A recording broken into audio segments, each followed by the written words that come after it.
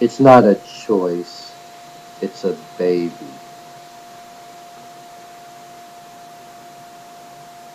Blessed are you and the babies who would otherwise not have been born if it had not been for your stance against abortion.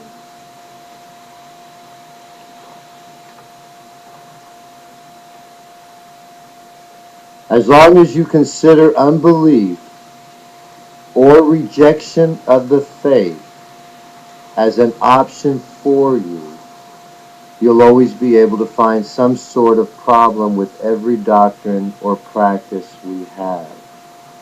However, if the only option for you is belief and acceptance of the faith because you refuse to be an unbeliever, then you'll always be able to find some sort of rational support for everything we do.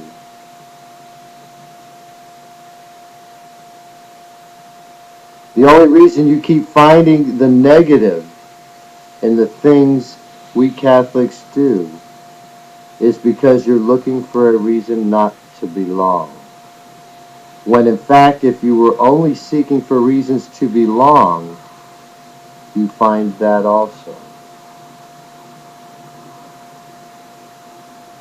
If this is the Word of God, then it will not be useless in accomplishing everything God has planned for it, regardless of whether or not it fails to prove to you that I'm the returned Jesus Christ, which I hope it will do also.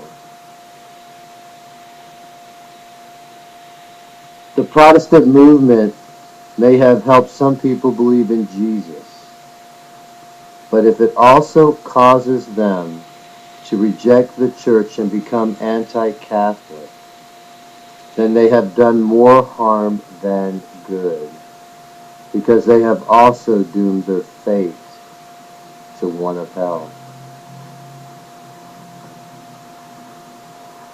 Men who have a true calling to be an ordained priest have seen the resurrected light of Christ, and therefore, as sent witnesses, should forever be regarded as chosen apostles, also who are worthy to be numbered as part of the apostolic ministry of Jesus Christ, providing they do not fall away from this vocational test of their faith. If God calls you to be a priest, do not turn that calling into a lie by turning away from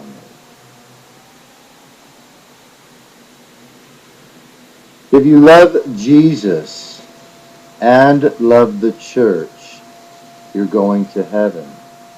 But if you love Jesus and hate the church, you're going to hell.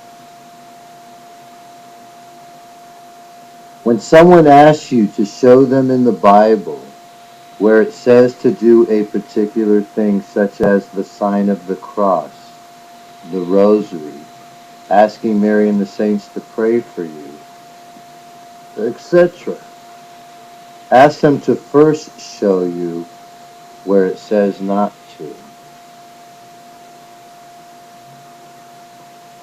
The Protestants are the apostates that have fallen away from the faith. If I thought I was wrong, I assure you I wouldn't be doing this.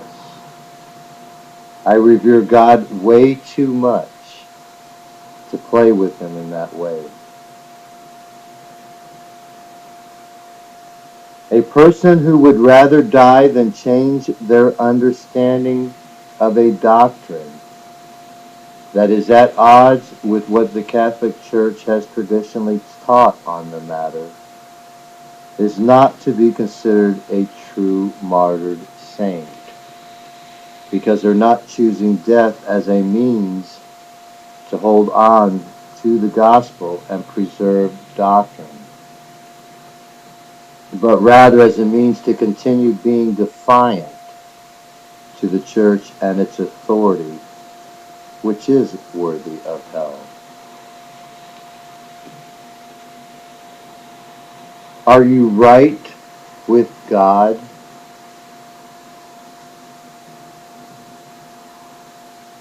The Catholic Church and its priests maintain the ministry of reconciliation every time it does the sacrament of reconciliation, confession. King James Bible thumpers, you're wrong when you claim that the only true Bible is the English language King James Version of the Bible, which is very hard for some to read simply because you disagree with the ancient manuscripts that the other translations use to make their translations.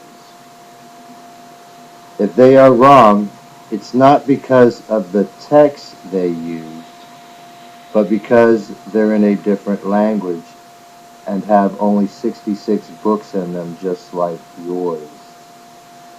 However, even with this apparent flaw contained in all Protestant Bibles, I still give credit where credit is due, which you seem not to do, such as the number of people these other, easier to read versions have helped save and enlighten.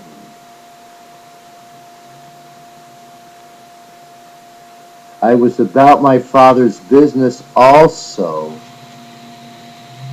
when I was young, because I was an altar boy. I assure you that the last ones in the boat, the Protestants, will not be successful in kicking the first ones out, the Catholics. I assure you that the last ones in the boat, the Muslims, will not be successful in kicking the first ones out, the Christians.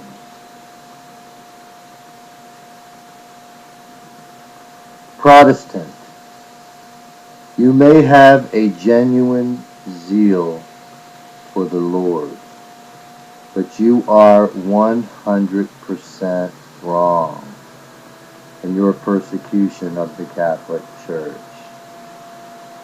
What you are doing is similar to what Saul did before he became Paul.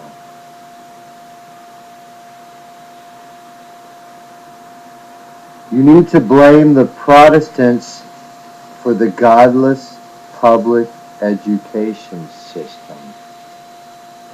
Before then, a lot of the formal education was being done by the Catholic Church, which was resented by the Protestants.